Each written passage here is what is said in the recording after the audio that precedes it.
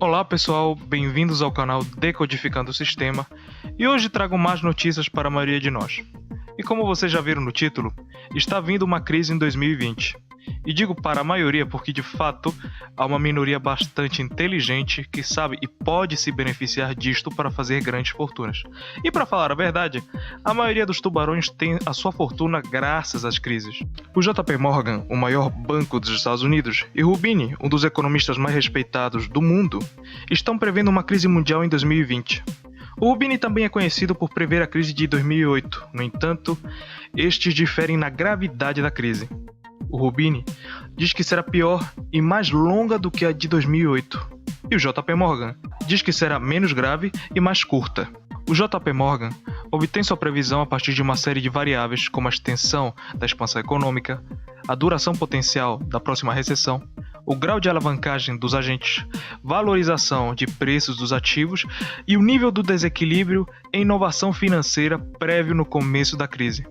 Assumindo uma recessão mediana, o modelo prevê uma queda no preço das ações e bônus muito mais suaves do que a de 2008. Logo, seguindo esta linha, eles prevêem nos Estados Unidos uma pequena valorização nos bônus corporativos, uma queda de 35% nos preços da energia, uma correção de 29% nos metais, etc. Mas, as mais atingidas serão sem dúvidas as empresas emergentes, que terão uma queda de 35%. Mas afinal, quais são os fatores que podem desencadear uma crise? Obviamente são muitos, mas vamos focar primeiro nos mais imediatos. O governo do presidente Trump tem feito com que os Estados Unidos cresça por cima do seu limite, e isto graças a muitas medidas keynesianas, como investir pesado em obras públicas e baixar bastante os juros, de maneira com que as pessoas possam emprestar dinheiro destes. Não é preciso dizer que isto gera bolhas de dívidas, e diga-se de passagem, foram elas as que causaram a crise de 2008. Ele também tomou medidas protecionistas, como taxar os produtos estrangeiros de maneira contundente, o que pode incrementar o custo da matéria-prima para muitas empresas, e logo, o próprio custo de vida do americano a longo prazo. E impedir a compra de empresas americanas por estrangeiros, principalmente chineses. A estratégia do Trump pode ser muito boa, e até agora deu certo, já que estão sobrando empregos, o salário está subindo a níveis históricos, e Wall Street cresce a um nível espetacular. Mas se o presidente não souber frear esta política expansionista a tempo e não tiver um plano de resfriamento econômico pós-expansionismo, pode vir uma crise sim em 2020, já que os Estados Unidos estão crescendo por cima do seu potencial. Uma crise assim não aconteceria se um país em desenvolvimento crescesse desse jeito, pois ele provavelmente passaria a ser um país desenvolvido e isto faria bem à economia global. Mas estamos falando da maior potência econômica do mundo. E se há uma lição que a crise de 1929 deixou, é que o crescimento econômico tem seu limite. Também devemos ver as dívidas de outros países, algo que deixa estes vulneráveis à crise. Segundo o Fundo Monetário Internacional, o mundo nunca esteve tão endividado. Aproximadamente 225% do PIB mundial está em dívidas.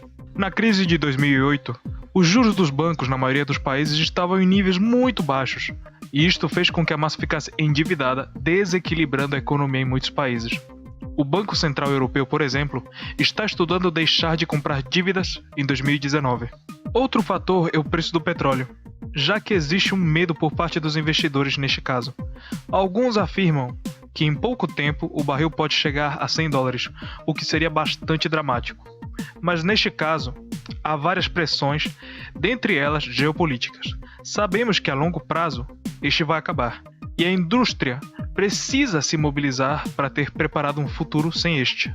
A desaceleração na economia chinesa também é um assunto bastante discutido no campo econômico, já que a taxa de inversão chinesa é bastante alta desde 2008 para compensar a crise. Mas esta inversão pesada por parte do governo fez a China ficar ainda mais endividada a longo prazo. E atualmente ela tem uma dívida de aproximadamente 299% do PIB. Isto vai limitar a inversão de capital e os preços dos imóveis irão ficar bem mais caros. Inclusive, as bolhas imobiliárias também podem vir com muita força em 2020. A economia da Argentina e Turquia também podem afetar negativamente muitos países vizinhos se continuarem neste ritmo tão lento. E a estabilidade da União Europeia também está em dúvida.